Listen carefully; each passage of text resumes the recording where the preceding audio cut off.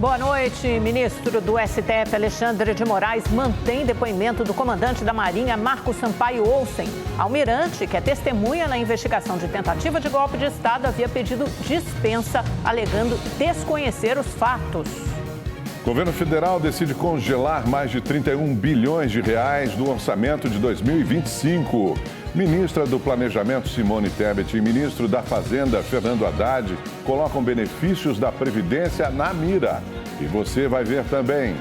Comissão reconhece Dilma Rousseff com a nichada política por ser torturada na ditadura militar e concede indenização máxima de R$100 mil à ex-presidente. Correios vão atender aposentados do INSS para verificar descontos. O governo estima que ressarcimento de descontos indevidos possa alcançar R$1 bilhão.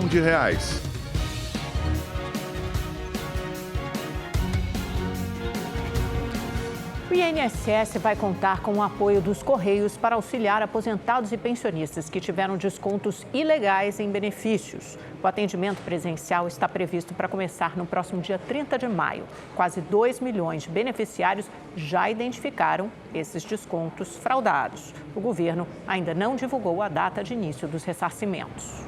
Até o momento, o governo estima que o ressarcimento de descontos indevidos possa alcançar o montante de R$1 bilhão. O valor é calculado de acordo com o número de beneficiários que já informaram ao governo federal os descontos não autorizados nas aposentadorias. Até agora, 1.800.000 pessoas já fizeram isso. O ministro da Previdência, Volney Queiroz, anunciou hoje uma parceria para que aposentados sejam atendidos presencialmente em agências dos Correios em todo o país. Já existe o atendimento pelo meu INSS, ele vai continuar. Já existe o atendimento pelo 135, ele foi ampliado, tem um horário, o presidente Gilberto ampliou o horário de atendimento do 135. Já existe o atendimento nas agências do INSS e agora nós estamos acrescentando as agências dos Correios para reforçar esse atendimento. Lembrando também que não precisa correria, como se diz lá no Nordeste, não precisa alvoroço, como se diz lá em Caruaru, minha cidade. Vamos fazer as coisas com calma. Não há um tempo determinado para que a pessoa busque o ressarcimento. A qualquer tempo que ela quiser buscar o ressarcimento, que ela quiser acessar o seu processo para saber quantos foram os descontos, ela vai ter a liberdade de fazer. O atendimento é destinado a quem tem dificuldade com tecnologia e ainda não realizou a consulta. 4.730 agências dos Correios, existentes em mais da metade das cidades brasileiras, serão mobilizadas para o atendimento presencial. Quem buscar atendimento presencial precisa levar só o documento de identidade. Nas agências dos Correios, o beneficiário será orientado e vai poder identificar se houve ou não descontos mensais e qual a entidade responsável, bem como fazer a contestação dos valores e solicitar ressarcimento. Ainda falando sobre o INSS, em Brasília, o presidente do Senado, Davi Alcolumbre, adiou a decisão sobre o pedido de CPMI para o mês que vem. Mas eu vou publicar amanhã a pauta da sessão do Senado da próxima semana, os itens que estarão na pauta e imediatamente, no mesmo diário, publicar a convocação da sessão do Congresso Nacional para o dia 17 de junho. Como eu já dei muito tempo, não me apresentaram um calendário do que era acordo e do que não era acordo, cabe a mim fazer o que é o certo. E fazer o certo, da mesma maneira que é não ter uma sessão do Congresso para ler um requerimento de CPI, é o certo marcar a data, convocar e aguardar que as lideranças partidárias façam um compromisso para que a gente possa deliberar. O ministro da Fazenda, Fernando Haddad, e a ministra do Planejamento, Simone Tebet, anunciaram cortes de mais de 31 bilhões de reais no orçamento de 2025 e também um aumento de imposto, o IOF. Vamos a Brasília conversar com o repórter Rafael Felite, que tem todos os detalhes desse anúncio. Oi, Rafael, boa noite.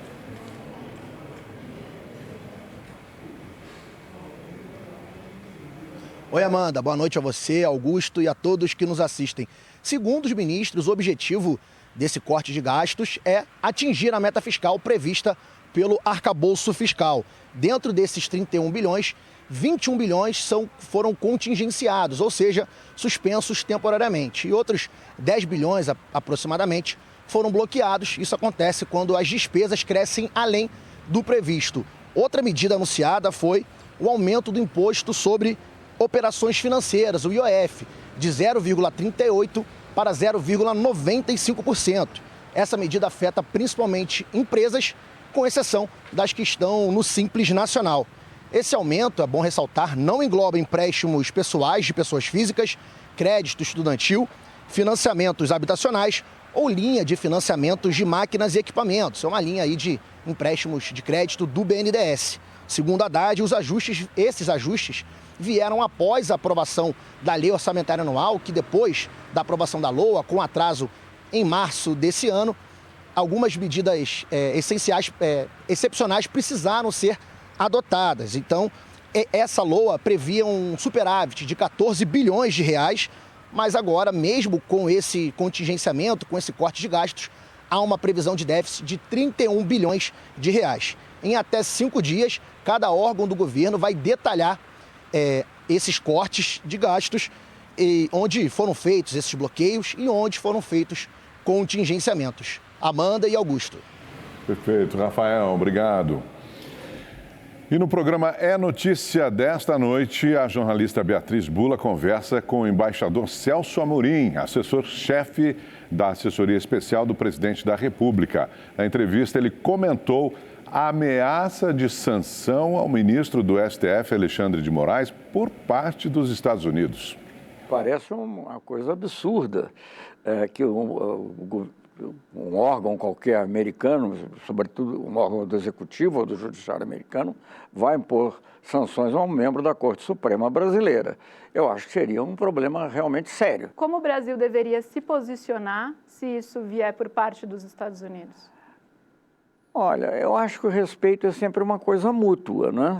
Se faltar respeito de um lado, inevitavelmente, mesmo que a gente queira evitar digamos assim, um agravamento da situação, as relações vão ser afetadas. Isso pode ter impacto nas relações comerciais. Não estou ameaçando, não é uma ameaça. Eu digo pelo conhecimento que eu tenho de como as coisas se passam na prática.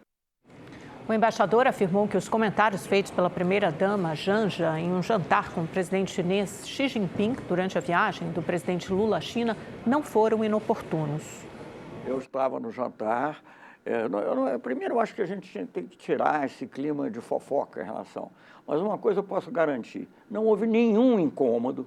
O presidente da China ela expôs uma preocupação válida, e o presidente da China respondeu de uma maneira natural. E a própria empresa falou que quer um diálogo.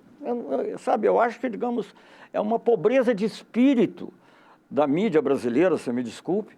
Eu não quero dizer que vou falar mal da mídia, porque eu quero a mídia livre para falar, mas é uma pobreza de espírito concentrar numa coisa tola. E eu não vejo problema nenhum, é um problema real. Ela sente dessa maneira, ela é uma pessoa sensível e expôs, como eu acho muito natural. Mas a diplomacia não pode, sabe, nós não estamos mais na época do Congresso de Viena, né? Em que, como você disse, era tudo uma dança, até tem um nome de um filme que chama Congresso Baila, que era sobre o Congresso de Viena. Nós estamos numa época em que, digamos, queiramos ou não, a população participa da vida internacional. Então, eu acho que é uma preocupação válida, foi colocada de maneira educada, sem nenhum problema, num jantar, não era uma reunião estritamente formal, nenhum problema. Está um clima ruim entre os ministros, depois disso, o presidente Lula fez uma reprimenda porque ficou sentido ali com vazamento. Eu não sei, eu não sou ministro, de modo que eu não posso falar a respeito disso. Celso Amorim enfatizou a complicada relação diplomática com Donald Trump. Nós estamos vivendo um momento muito dramático, muito difícil, que eu nunca vi na minha vida. Eu sou velho, mas nunca vi um momento igual. Não me cabe aqui ficar comentando comportamentos, mas é tudo muito estranho. Quando você fala de visitas, por exemplo, o presidente Lula teve a visita ao presidente Biden, foi uma visita muito produtiva. O estilo de receber varia de país para país, mas foi uma visita completa. Agora, o que eu tenho visto das pessoas, das visitas de chefe de Estado aos Estados Unidos, parece mais reality show do que, na realidade, conversa entre estadistas. Eu acho que o presidente Lula não gostaria muito disso, não. Claro, nós não vamos nos negar um diálogo com os Estados Unidos. Sempre teremos um diálogo. Para o embaixador, as negociações para o fim da guerra entre Rússia e Ucrânia estão avançando. Eu acho que, nesse caso, para citar uma coisa, na minha opinião, positiva, digamos assim, é que, em relação à administração americana, que de alguma maneira forçou uma discussão. Sei que a União Europeia tem, em geral, uma posição muito diferente, mas há alguma discussão. E eu acho que algum debate, os ucranianos e os russos se encontraram num nível relativo, não um nível muito alto político ainda, mas num nível relativamente alto, vice-ministro, coisa assim, há pouco tempo em Istambul. É a primeira vez que eles se encontram desde mais de 3 anos. Então, eu acho que, apesar de tudo, eu vejo uma esperança, sabe? Eu me preocupo mais com a situação no Oriente Médio. Enfim, todas são preocupantes, mas eu digo que a do Oriente Médio é mais complexa para resolver, porque combina com as dificuldades internas na Síria, o problema nuclear iraniano, que a gente tentou ajudar também no passado, quando havia boa vontade. Enfim, então, vivemos um momento muito dramático e muito difícil. O É Notícia vai ao ar hoje, às 11h45 da noite. Não perca! Estamos de volta e vamos saber a previsão do tempo para todo o Brasil com Igor Silveira. Boa noite para você, Igor. Hoje fez um dia bonito em São Paulo, mas no final da tarde choveu e esfriou um pouquinho, né? Exatamente, Augusto. Boa noite para você, boa noite, Amanda. Boa noite para todo mundo que está em casa. Pois bem, a frente fria ela está chegando. No sul, amanhã não muda muita coisa, viu? Tem previsão de chuva no Paraná e Santa Catarina. No Rio Grande do Sul, só aparece e também não esquenta nada. Em São Paulo, amanhã tem previsão de chuva em pontos do litoral e também não deve esquentar muito. A máxima não passa dos 21 graus, então separa aí o casaco. No sábado, 23 de máxima. No domingo, 25 graus e na segunda-feira, 26 de máxima.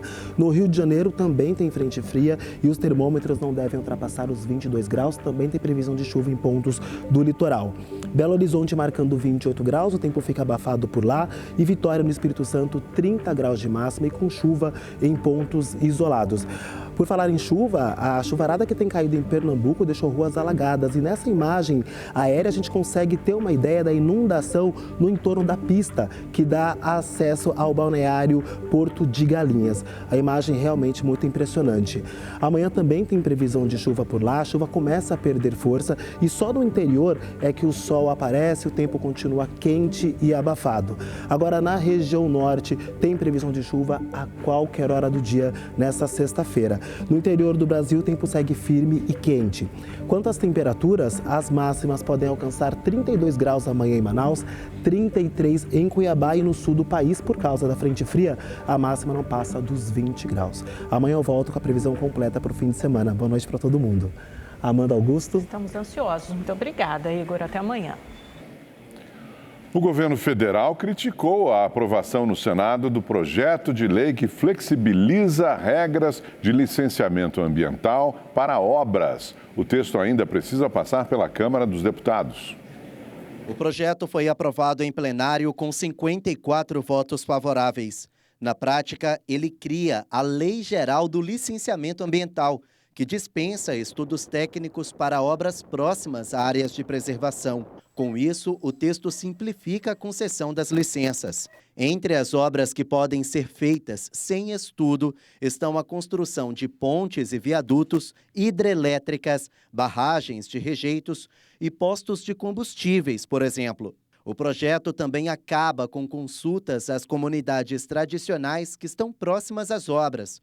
Dispensa a licença para atividades de agricultura e pecuária de pequeno porte e concede licença para melhorias em obras já existentes, como a pavimentação ou ampliação de estradas. O senador Eduardo Braga, do MDB do Amazonas, é um dos defensores da proposta e diz que o projeto vai agilizar a aprovação de obras em várias áreas de infraestrutura, importantes para o desenvolvimento do país. Envolve a área do setor elétrico, envolve a área do setor portuário, envolve a área de aeroportos, envolve a área de rodovias, de ferrovias. O projeto tramita no Congresso Nacional há mais de 20 anos e também precisa de aprovação dos deputados. Só que para virar lei, ainda será necessário passar pela sanção presidencial. A ministra do Meio Ambiente e Mudança do Clima, Marina Silva, criticou a proposta e disse que essa flexibilização representa um risco à segurança ambiental do país. E a gente não pode retroceder nem 1 centímetro nas agendas que o Brasil já avançou, inclusive do licenciamento ambiental, que agora sofreu um golpe de morte lá no Congresso Nacional. Hoje, no Dia da Biodiversidade, nós estamos celebrando, continuamos em luta, mas também estamos de luto, porque não tem como proteger biodiversidade se voltarmos para o tempo em que o licenciamento não existia. Contrária ao projeto, a senadora Leila Barros, do PDT do Distrito Federal, lembrou que a defesa do meio ambiente é uma exigência da comunidade internacional que tem sido desrespeitada. A gente tem visto, essas questões ambientais, cada vez mais as nossas leis sendo fragilizadas, o desmonte. O projeto também recebeu críticas de organizações ambientais. Esse é um processo tão sério que ele vai trazer um vetor de desmatamento, por exemplo, gigantesco. A partir do momento em que o licenciamento passa a ser um processo autodeclaratório, basta declarar que está tudo em ordem, basta declarar que não tem impacto ambiental. Um homem foi preso depois de confessar que matou a ex-esposa, mãe dos 3 filhos dele, e jogou o corpo da ex-companheira no rio Tietê. Uma câmera de segurança registrou o crime. Às 4h46 da manhã da última segunda-feira, Carlos Eduardo de Souza Ribeiro chega à casa da ex-companheira. A promotora de eventos Amanda Caroline de Almeida não estava. Segundo a polícia, na noite de domingo, ela saiu com uma amiga e só retornou no dia seguinte de manhã. Ao chegar perto de casa, viu o carro de Carlos Eduardo estacionado. Com medo, ela pediu para ser deixada em uma rua próxima. Essa imagem mostra o momento em que ela entra na residência, quase 3 horas depois que o ex-marido chegou. Mais tarde, Carlos deixa o endereço e fica em frente à casa da vítima por alguns minutos mexendo no celular. No dia seguinte, o ex-companheiro volta ao mesmo endereço acompanhado do irmão. Eles entram na residência e saem carregando o que, para os investigadores, é o corpo de Amanda. Essas imagens motivaram a confissão do suspeito. Em depoimento, Carlos Eduardo disse aos policiais que matou a ex-esposa e jogou o corpo dela no rio Tietê. Amanda estava desaparecida desde a última segunda-feira, data em que o crime aconteceu. De acordo com a polícia, ela foi morta por asfixia. O casal tinha 3 filhos e estava separado há cerca de 2 meses. Mas Carlos não aceitava o fim do relacionamento. Não, isso aí estava na cara que ele gostava dela, A polícia decretou prisão preventiva de Carlos Eduardo de Souza Ribeiro e seu irmão por feminicídio e ocultação de cadáver e ainda faz buscas para localizar o corpo de Amanda. No fim da tarde de hoje, em Brasília, a Polícia Militar isolou o prédio do Ministério do Desenvolvimento Social após uma ameaça de bomba. O Igor Damasceno está ao vivo e tem as informações. Oi, Igor, boa noite. Eu lembro quando você cobria aí, estava na Praça dos Três Poderes, em frente ao prédio do STF, do Supremo Tribunal Federal, também quando teve aquela ameaça, aquele homem que se explodiu, com aqueles artefatos explosivos ali na frente do Supremo. Eu lembro que você que estava no ar e nos trouxe imediatamente a informação. E agora é aí no Ministério do Desenvolvimento Social onde ocorre essa ameaça. Nos conte tudo, por favor.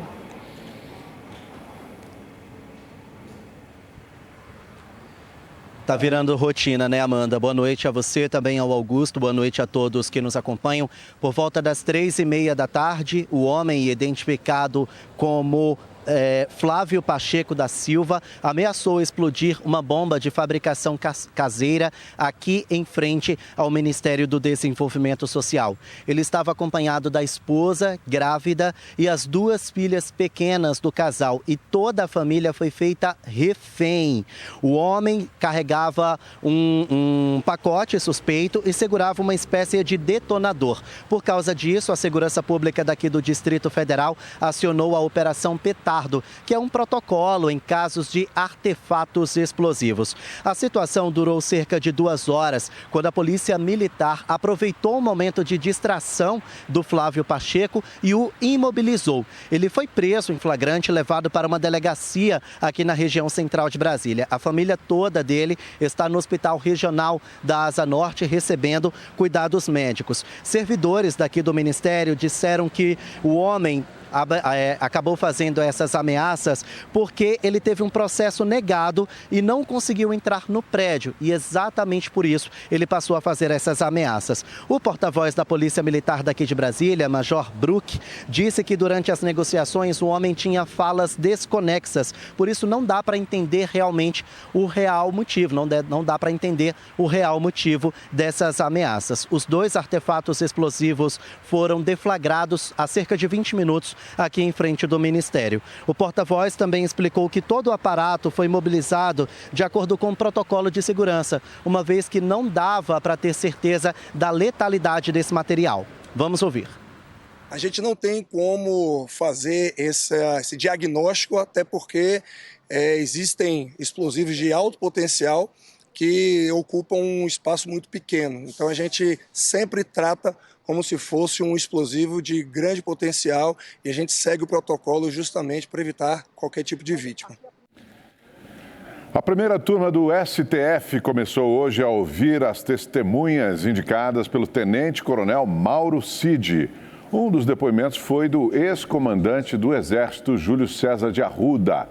Ele disse que orientou a Polícia Militar de Brasília a não prender os manifestantes acampados em frente ao QG do Exército para evitar uma briga generalizada.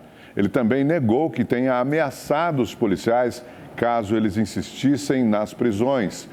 Os depoimentos vão se estender até 2 de junho. Hoje, o ministro Alexandre de Moraes negou o pedido do comandante da Marinha, Marco Sampaio Olsen, para não depor. Ele foi indicado como testemunha de defesa de seu antecessor, Almir Garnier Santos, mas disse que não tem conhecimento dos fatos. Alexandre de Moraes afirmou que a defesa de Garnier justificou a pertinência do depoimento dele. A Justiça do Rio de Janeiro condenou o ex-vereador Cristiano Girão e o ex-policial Rony Lessa pelas mortes do ex-PM André Henrique de Silva Souza, conhecido como Zóio, e da companheira dele, Juliana Salles de Oliveira, em junho de 2014. O casal foi assassinado durante uma emboscada em uma área onde Girão era apontado como suspeito de comandar a milícia. De acordo com a denúncia, Rony Lessa foi contratado para executar o ex-policial. Ele foi condenado a 90 anos e Girão a 45 anos. Atualmente, Lessa já cumpre pena pela morte, acusado, pela morte da vereadora Marielle Franco e o motorista Anderson Gomes. 9 pessoas foram presas em uma operação contra uma quadrilha que extorquia comerciantes do principal camelódromo do Rio de Janeiro. Os agentes da Polícia Civil e do Ministério Público percorreram o camelódromo da Uruguaiana, no centro do Rio de Janeiro, e cumpriram mandados na sede da Associação de Comerciantes e em endereços dos investigados na zona oeste da cidade e na Baixada Fluminense. Durante a ação foram apreendidos documentos, computadores, dinheiro, um simulacro de arma, uma moto e um carro. Os agentes também recolheram roupas, bonés falsificados e celulares sem nota fiscal em 2 boxes. 9 pessoas foram presas, entre elas o advogado Ricardo da Silva Pereira, apontado como líder da quadrilha, e Carlos Alexandre Pereira, presidente da Associação de Comerciantes. Um policial civil aposentado e um policial penal também fazem parte da quadrilha, segundo a polícia.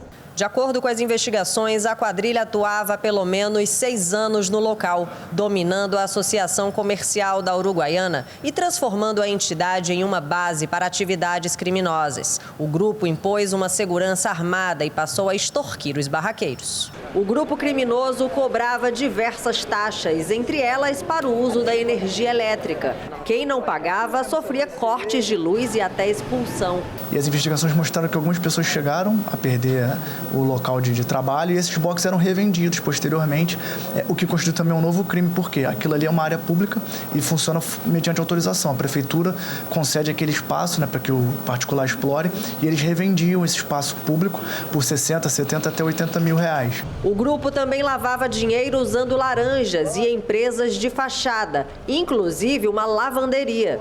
Desde 2019, a quadrilha movimentou cerca de 7 milhões de reais. Os envolvidos vão responder por organização criminosa armada, extorsão, usurpação de função pública e lavagem de dinheiro.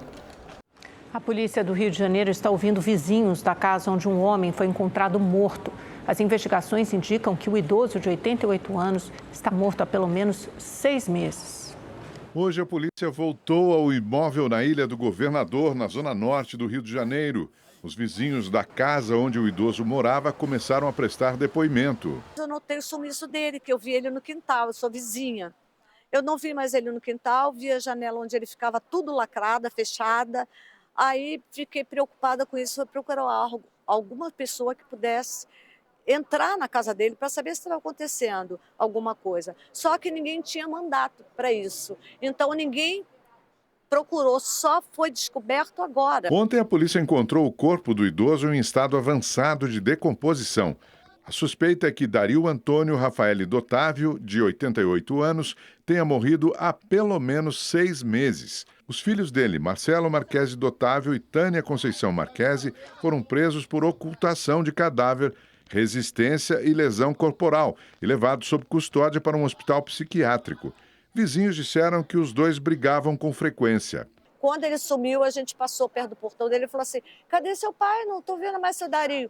Morreu e eu joguei no lixo. A polícia apura a causa da morte do idoso e o motivo dos filhos terem mantido o corpo em casa.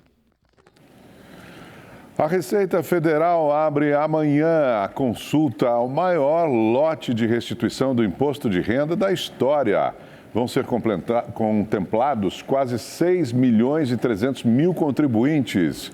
O valor chega a 11 bilhões de reais. A prioridade vai ser para contribuintes que usaram a declaração pré-preenchida e optaram simultaneamente por receberem a restituição via Pix. Em seguida, vem os idosos entre 60 e 79 anos, contribuintes que tenham o magistério como maior fonte de renda, contribuintes acima de 80 anos e pessoas com deficiência ou doença grave. O primeiro caso de gripe aviária em granja comercial aqui no Brasil foi confirmado há uma semana pelo Ministério da Agricultura e Pecuária em Montenegro, no Rio Grande do Sul, e muita gente ainda tem dúvidas sobre os riscos da doença em humanos. A identificação de um subtipo do vírus influenza que atinge aves em uma granja comercial no Rio Grande do Sul deixou grande parte da população preocupada. A gente fica muito insegura, né? Cada hora é uma coisa. A gripe aviária é causada pelo vírus H1N5, que circula desde 2006 na Ásia, na África e no norte da Europa. No Brasil, outros casos suspeitos são investigados. Na verdade, não tem nem muita informação a respeito, o que ela pode causar, o que ela pode criar, né, para a gente. De acordo com especialistas, o consumo de carne de frango e ovos não oferece riscos à população. O vírus da gripe aviária é transmitido pelo ar e a contaminação ocorre em caso de contato direto com aves infectadas. Principalmente se aquele frango, aquela ave é processada adequadamente, né, ou seja, cozida ou frita, os ovos também. Então, nesse momento, a população não precisa ter qualquer preocupação em relação à sua própria segurança. As autoridades esclarecem também que a chance de um surto ou epidemia de gripe aviária no Brasil é pequena atualmente. Nos Estados Unidos, a doença matou 170 milhões de aves em 3 anos. O Centro de Controle de Doença americano tem cerca de 70 casos confirmados em humanos, mas não há registros de transmissão entre pessoas. Felizmente, esse vírus ele não adquiriu ainda uma capacidade de fácil transmissão interhumana. Então, já não é fácil a transmissão da ave viva, doente, para aquele humano que tem contato próximo e muito menos provável ainda a transmissão de um homem adoecido para outro. O impacto econômico da doença também gera preocupação.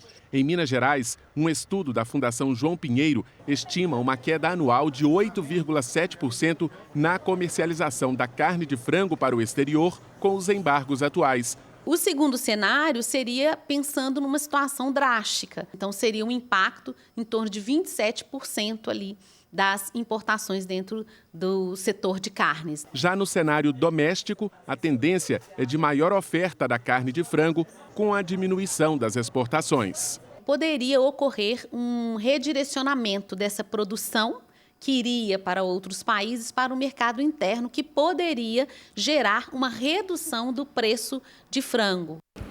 O presidente Lula esteve em São Paulo, onde participou do lançamento de cursos da área de medicina e da renovação do patrocínio da Caixa Econômica Federal e do governo ao Comitê Paralímpico. O novo contrato, renovado por mais 4 anos, é de R$ 160 milhões. A Caixa e as loterias Caixa patrocinam o Comitê Paralímpico Brasileiro há mais de 20 anos. É o patrocínio mais longo da história dos esportes paralímpicos no mundo. Além do presidente Lula, também participaram o vice Geraldo Alckmin, os ministros dos Esportes, da Saúde, os presidentes da Caixa e do Comitê Paralímpico Brasileiro e atletas. A ação faz parte do planejamento para os Jogos de Los Angeles, nos Estados Unidos. Na última edição, em 2024, o Brasil registrou a melhor campanha na história das Paralimpíadas. Durante o seu discurso, o presidente Lula afirmou que o Brasil não soube aproveitar as oportunidades que teve para o desenvolvimento de atletas quando sediou as Olimpíadas e Paralimpíadas do Rio de Janeiro em 2016. Ele afirmou ainda que pretende discutir com ministros a criação de uma universidade do esporte. Nós estamos pensando, eu estou cobrando desse menino aqui e vai apresentar semana que vem ou a outra semana a proposta de criar. Nós estamos com divergência de criar uma universidade do esporte. Uma universidade para que a gente possa praticar todo e qualquer tipo de coisa com profissionais, com gente, com especialistas de excelência, para a gente não ficar devendo nada a ninguém. Qual é a nossa divergência? É que o projeto original é criar uma faculdade de futebol. E eu acho que só a faculdade de futebol é pouco diante da lição que vocês estão dando ao Brasil. Mais cedo, o presidente Lula participou do lançamento dos cursos de Medicina e Biomedicina da Faculdade de Ciências da Saúde Sírio-Libanês. Os novos cursos se somam a outras disciplinas já oferecidas, como enfermagem, psicologia e fisioterapia. A Faculdade de Medicina deve disponibilizar 100 vagas por ano, sendo 10% delas de bolsas integrais. O ministro da Saúde, Alexandre Padilha, falou sobre a relação do Hospital Sírio-Libanês com o SUS e da importância de estudos baseados em ciência. Duvido que vá ter médico negacionista formado por essa instituição, porque vai confiar de forma permanentemente na prática e na evidência clínica e, com isso, nos ajudar a enfrentar tantos desafios. Durante o discurso, o ministro da Educação, Camilo Santana, ressaltou a importância do Plano Nacional de Educação à Distância, assinado essa semana pelo presidente Lula e que regula essa modalidade de ensino. Uma ação importante desse decreto é que nenhum curso na área de saúde pode ser feito à distância mais nesse país. Eu acho que é um marco importante para garantir qualidade na formação dos nossos profissionais deste Brasil. A Comissão de Anistia do Ministério dos Direitos Humanos e da Cidadania aprovou o pagamento de uma indenização de R$100 mil à ex-presidente Dilma Rousseff pela violência sofrida durante a ditadura militar. A indenização de R$100 mil será paga em parcela única. Em 1970, Dilma Rousseff foi presa por resistir ao regime militar e ela passou quase 3 anos na cadeia, período em que sofreu torturas e humilhações. A comissão concedeu anistia política à ex-presidente. Dilma Vana Rousseff. Esta comissão, pelos poderes que lhe são conferidos, lhe declara anistiada política brasileira e, em nome do Estado brasileiro, lhe pede desculpas por todas as atrocidades que lhe causou o Estado ditatorial. O caso de Dilma era um dos mais antigos da comissão e chegou a ser negado em 2022, durante o governo de Jair Bolsonaro. A ex-presidente não compareceu à sessão. Ela está em Xangai, onde preside o Banco dos BRICS. O ministro da Justiça, Ricardo Lewandowski, afirmou hoje, durante uma entrevista coletiva, que não existem evidências concretas de uma ação em larga escala de espiões russos ou de qualquer outra nacionalidade atuando no Brasil. Ontem, o jornal americano The New York Times publicou uma reportagem apontando que, nos últimos anos, agentes russos teriam usado o Brasil como base para operações de inteligência, assumindo identidades falsas de cidadãos brasileiros. Não há nada de concreto nesse sentido de que há uma ação em larga escala de espiões, sejam da Rússia, sejam de qualquer país. Nossas autoridades, tanto do setor militar quanto do setor policial, mesmo da ABIN, estão atentos para isso, estão funcionando regularmente. Existe um caso isolado que está sob a responsabilidade do Supremo Tribunal Federal. Quando o Judiciário decidir, o governo brasileiro tomará a decisão correspondente à decisão do Supremo Tribunal Federal neste caso. Quer dizer, enquanto não houver, digamos assim, uma ação criminosa, não é o caso da Polícia Federal ingressar na questão. Depois de algumas críticas ao decreto da Prefeitura do Rio, que coloca novas regras para ambulantes e barracas nas praias, a gestão atual considera fazer ajustes. Os maiores atrativos da cidade vai passar por mudanças. A medida lista 16 restrições nas praias. Garrafas de vidros serão proibidas. O decreto também não permite nomes ou logotipos nas barracas. A identificação só será permitida por números. A família da Emily trabalha na praia de Copacabana há 40 anos e teme perder a clientela. Todo mundo reconhece a nossa barraca pela bandeira, entendeu? Então, é difícil chegar na praia, quando tem remanejamento, o pessoal olha, não, lá o bandeirão, a Festa Verão tá lá em frente tal lugar. Essa mudança busca garantir mais segurança e organização, tanto para os profissionais quanto para os frequentadores. A música ao vivo, considerada um dos principais atrativos dos quiosques, está entre os itens vetados. Manuel veio de Aracaju e a primeira parada foi em um quiosque com samba. A gente quer conhecer a cultura carioca, então a música só tem a agregar valor ao turista que vem de todas as partes do mundo. Os vendedores ambulantes não escaparam das restrições. O palito usado no camarão, no churrasquinho e no queijo coalho será proibido. Everton também não poderá mais vender milho na praia por causa do botijão de gás. Não vou ter como levar o sustento da minha família, vai ser dificuldade, não vai ter como eu pagar meu aluguel, porque a gente depende da praia. O decreto entra em vigor no dia 1º de junho. A Prefeitura afirma que não pretende revogar nenhuma medida, mas, diante da polêmica, admite a possibilidade de ajustes. A Prefeitura vai estabelecer diálogo com essas pessoas, especialmente representantes dos barraqueiros e dos operadores de quiosques. Nós já temos reuniões marcadas com essas pessoas para os próximos dias e, fruto desse debate, fruto desse diálogo, é possível que a Prefeitura faça ajustes para que a gente chegue num denominador comum. Juliana veio da Bahia para passar as férias e achou a mudança exagerada. Completamente surreal, né? Porque a gente que vem de fora, a gente busca ouvir uma boa música, né? A gente busca sempre estar aqui na praia, em Copacabana. Então, assim, não faz sentido. Até o mesmo ponto de encontro, né? Estamos na Barraca Tal. Muito obrigada pela sua companhia. O Rede TV News fica por aqui. Amanhã a gente se encontra de novo, 7h20. Até lá. Boa noite para você.